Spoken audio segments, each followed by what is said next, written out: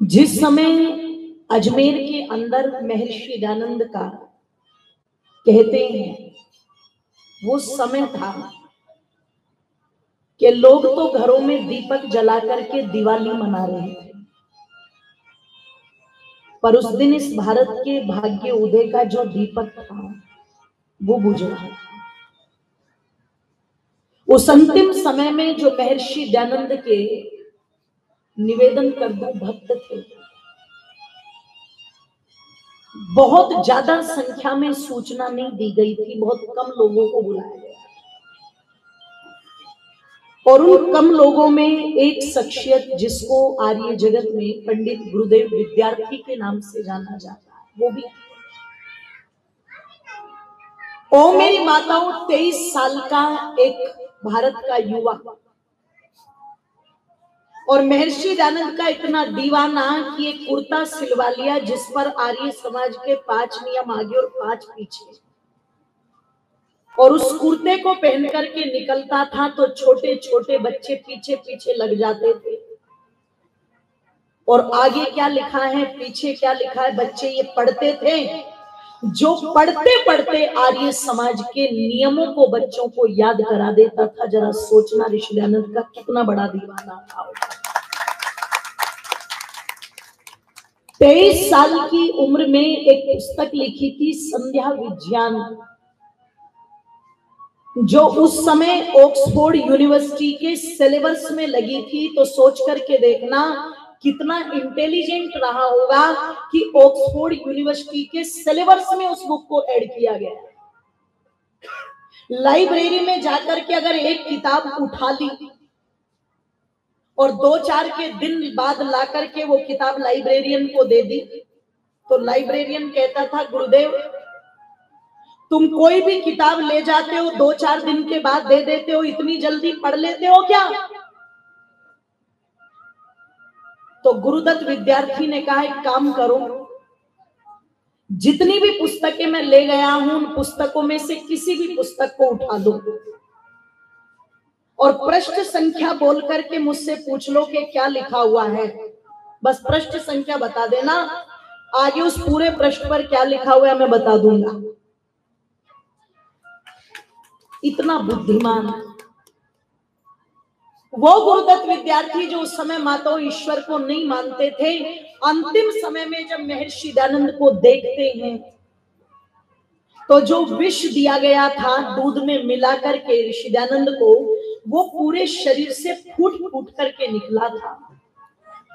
और उस समय के बड़े बड़े वैद्यों ने कहा था कि ये ऐसा विष है, अगर ये किसी और को दे दिया होता तो वो व्यक्ति तो तुरंत के तुरंत मर जाता, पर ऐसे विष को भी खा करके ऋषि दयानंद में निवेदन कर दूं लगभग 2 महीने तक जीवित रहे। शरीर से फूट फूट करके वो विष निकला, पूरे शरीर में फपोले पड़ गए, आंखों की पुतलियों तक में फपोले पड़े हुए। अंतिम समय में शरीर से रक्त निकल रहा है, कोई जगह सी नहीं जहां फपोले नहीं थे। देखने वाले देख करके कांप रहे थे कि ये व्यक्ति है या कोई देवता है।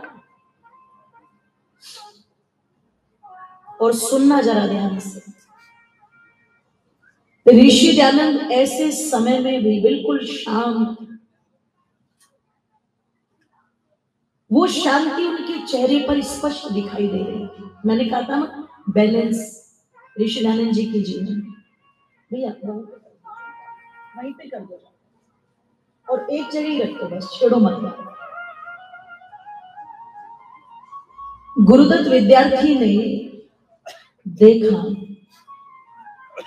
और उस दिन वो नास्तिक गुरुदत्त विद्यार्थी सोचता है कोई ना कोई तो है जिससे इन्हें ताकत मिल रही है। इतने कष्ट होने के बावजूद भी ये व्यक्ति शांत है। नास्तिक गुरुदत्त आस्तिक बन गए।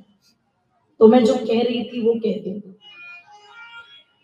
महर्षि दयानंद ने, मेरी माताओं निवेदन कर दूं आप लोगों के सामने, पता लगा जो भी उनके पास था, कोई चादर, कोई शॉल, कोई धन, सब में बांट दिया। और क्या कहा, खिड़की खोल दो, दरवाजे खोल दो। ये खिड़की और दरवाजे ऋषि दयानंद ने अपने लिए नहीं खुलवाए थे। ये खिड़की और दरवाजे ओ आर्यों में संबोधित कर रही हूं, सब आर्य हैं। हम भगवान आर्य राम की संतानें हैं, हमारी श्री कृष्ण की संतानें, हम सब आर्य हैं। मैं संबोधन करते हुए कहना चाहती हूं, उस दिन महर्षि दयानंद ने वो दरवाजे सबके लिए खुलवाए।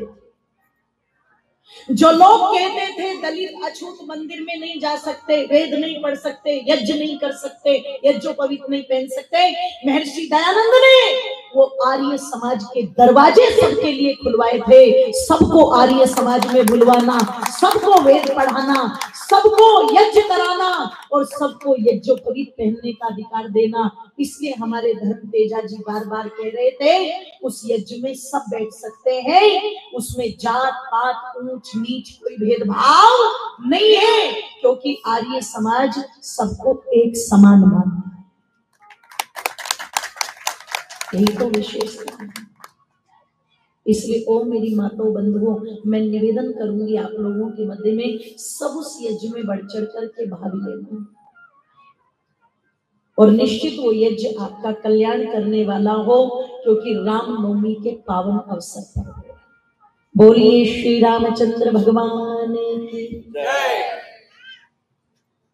ओ मेरी माताओं बंधुओं, इस कथा के माध्यम से हमें यही तो परिवर्तन करना है। आपने सुन लिया, मैंने सुना दिया, और आप कह दो हाँ हाँ बहुत अच्छा था और फिर वैसे ही हो जाओ, कोई लाभ नहीं होगा मेरे इतनी दूर से बुलाने का। आज अगर यहां से उठो, कल यज्ञ से उठो, तो कोई ना कोई परिवर्तन आपके जीवन में दिखना चाहिए। आज अगर यहां पर आए हो तो खाली मत जाना, यहां से कोई ना कोई एक संकल्प अपने साथ जरूर लेकर के जाना। इन 5 दिनों में जो भी बात तुम्हें अच्छी लगी हो, उसी का संकल्प लेके जाना। मुझे बड़ा अच्छा लगा, आदरणीय हमारी धर्मपाल आर्य जी की बहन बैठी हुई है, उनका बेटा आदित्य निरंतर इस कार्यक्रम में सभी युवा भाई सम्मिलित हैं। अभी मुझे वो आते आते बोल रहा था, बोले मैंने संकल्प ले लिया कि मैं दोनों समय संध्या करूंगा।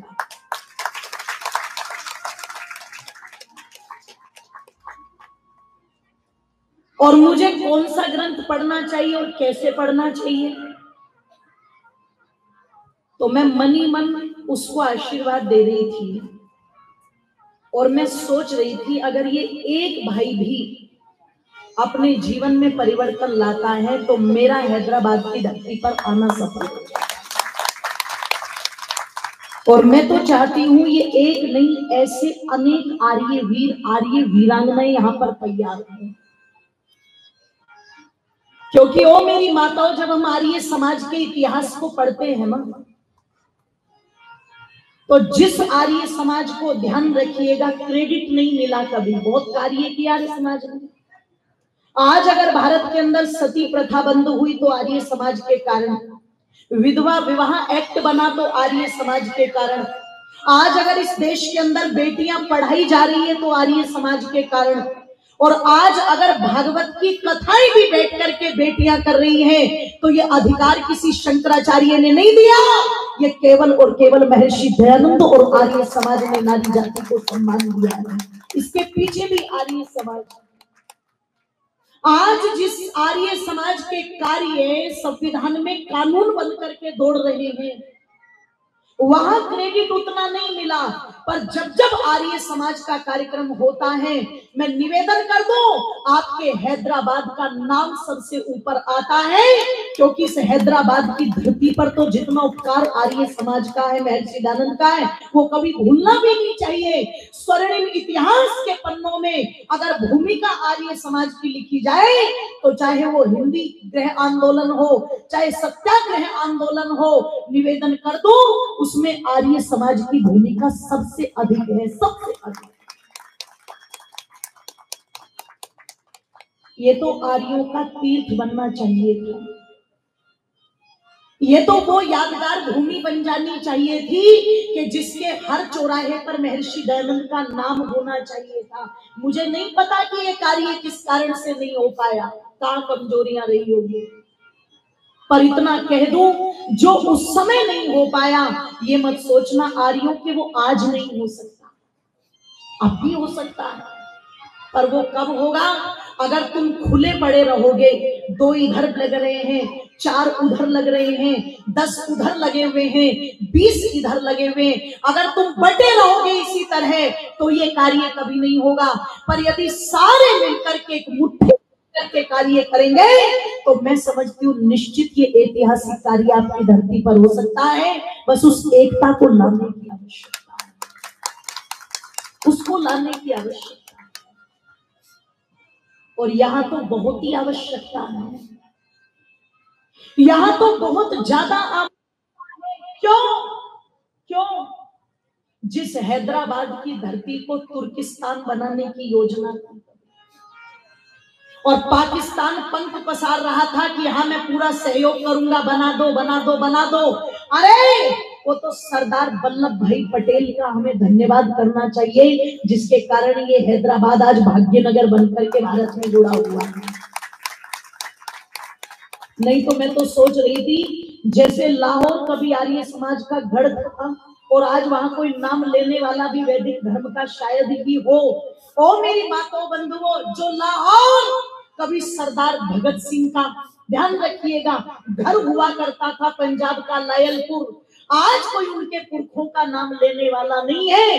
अगर आर्य समाज और सरदार वल्लभ भाई पटेल ना होते तो शायद ये हैदराबाद भी मैं समझती हूँ हमारे लिए तो विदेशी होता और पाकिस्तान की तरह होता, जिसने 565 रियासतों को बांध करके एक जगह कर दिया।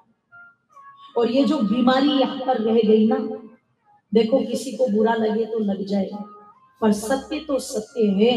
ये बीमारी अगर यहाँ रह गई, या ये बीमारी कश्मीर में रह गई, या भारत के कुछ प्रांतों में रह गई, इसमें बहुत बड़ी भूमिका उस व्यक्ति की रही जो अचकन पर गुलाब लगा करके चलता था और अपने आप को चाचा कहता था, है ना? जब इतिहास पढ़ा तो पंख के इस देश को नेहरू नहीं